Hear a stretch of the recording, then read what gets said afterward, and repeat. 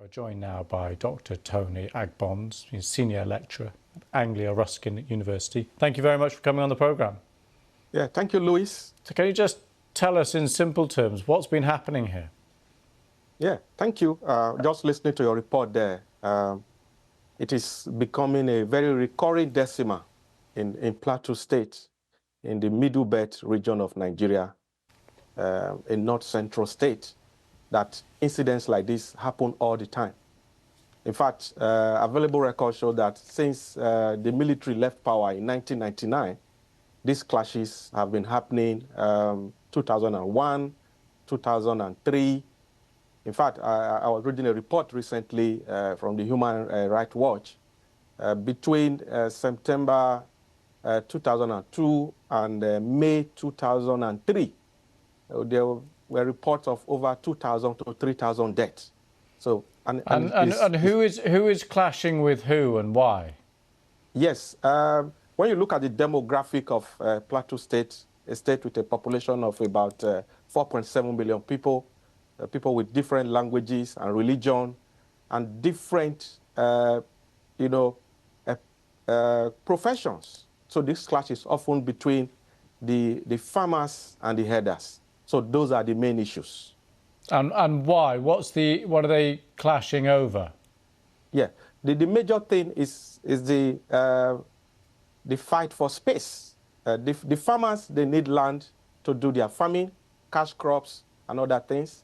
And then the herders, they will say that they need land for the grazing of their animals, as well as pasture for the animals too.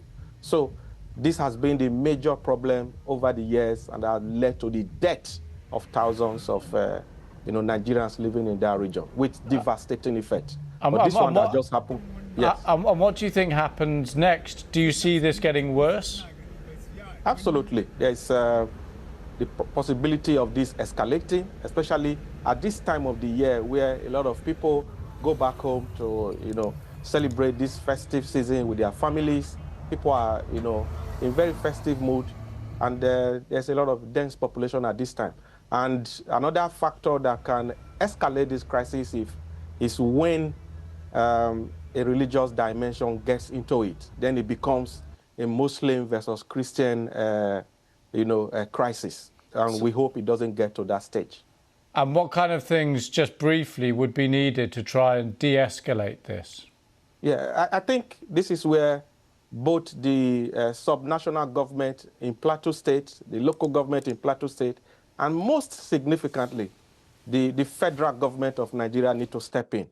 When you look at the nature of agriculture in that state, some of us believe that it is still to subsistence. So it is time things are mechanized in terms of farming for crops, and then for the herders, think their grazing need to be standardized as is done in other parts of the world, like it's done in Holland, in Australia, in Argentina, where people rear a lot of animals. So we can't have in modern Nigeria in the year 2023 going to 2024 that cattle are still grazing and moving around. It shouldn't happen. So these are some of the factors that are responsible. Also, let me just quickly add, is the problem of climate change. So the available land for farming, either for animal husbandry or for cash crop and food crops, is reducing by the day. So the government needs to take serious the challenge of climate change. Tony Agbons, thank you very much for coming on the programme. Thank you.